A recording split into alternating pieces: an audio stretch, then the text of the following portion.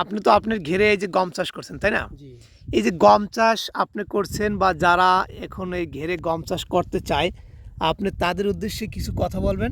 আমরা আসলে দর্শকে সেই কথাগুলো একটু শোনাবো, যাতে অনন্য কেউ যেন আপনার এই দেখাদেখি এরকম বিনা চাষে গম করতে পারে। হ্যাঁ, জি আমি একটু জানাচ্ছি যে এই সেচ দেওয়ার পরে কতদিন পরে আপনি গমটা ছিটাইছেন?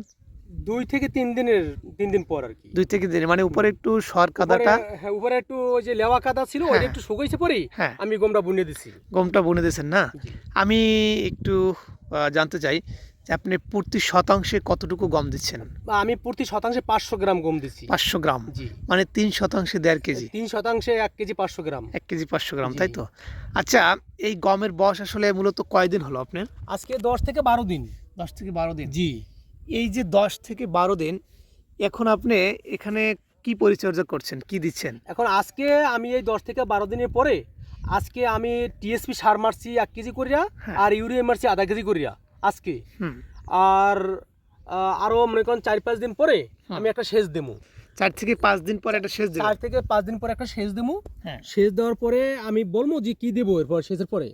হ্যাঁ, আপনি সেচ দেওয়ার পরে 4 থেকে 5 দিন পরে যে সেচটা দিবেন, হ্যাঁ সেই সেচের পরে আপনি কি পরিচর্যা সেচের একদিন পরেই হ্যাঁ, আমি 1 কেজি টিএসপি দেবো, মানে করায় করায় 3 শতাংশে। 3 শতাংশে 1 কেজি টিএসপি দেবো। হ্যাঁ, আর এমওপি দেবো 1 কেজি, 1 কেজি।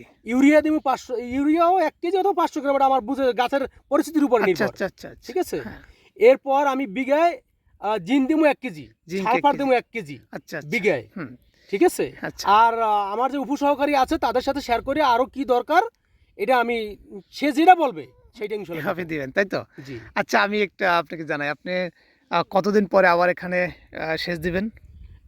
এই তো 4 থেকে 5 দিন পরেই দেবো, মানে মানে আজকে এখন থেকে।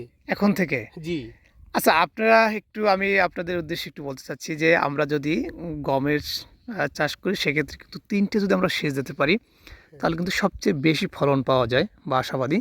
তো ১ম সেচটা আসলে আমরা অবশ্যই 15 থেকে 20 দিনের ভিতরে যেতে হবে, তাই হ্যাঁ না? হ্যাঁ জি এরপর দ্বিতীয় যে আমরা সেচ দেবো সেটা হচ্ছে 20 থেকে আবার 40 দিন বয়সে, হ্যাঁ? 40 দিন, হ্যাঁ। এবং তৃতীয় যে সেচটা হবে সেটা হচ্ছে 50 থেকে 60 দিনের মধ্যে যদি আমরা এই সেচ দিতে পারি, সেক্ষেত্রে কিন্তু গমের আবাদ খুব ভালো পাওয়ার সম্ভাবনা আছে। আচ্ছা জলিল ভাই, জি ভাই, তাই আমি একটু জানতে চাচ্ছি যে এখানে গত বছর কি চাষ করছিলেন? এখানে কথা তরমুজ করছিলাম। তরমুজ করছিল। জি আপনি তরমুজ চাষ বাদ দিয়ে এবছর গমে কেন আসলেন?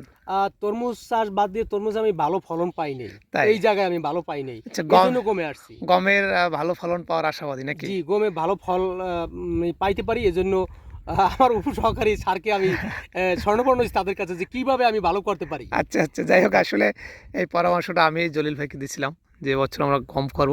কারণ আমাদের এই দক্ষিণ অঞ্চলে গমের আবাদটা খুবই কম। সেক্ষেত্রে আমরা যদি গম চাষ করতে পারি, হয়তো ইনশাল্লাহ এটা দেখে মানুষ আরও উদ্বুদ্ধ হবে এবং আরও মোটিফাই হবে বা আমরাও লাভ হব। যাই হোক, সবাইকে ধন্যবাদ জানাচ্ছি। জলিল ভাই নাকি? সবাইকে ধন্যবাদ। সবাইকে ধন্যবাদ। আচ্ছা, আসসালামু আলাইকুম।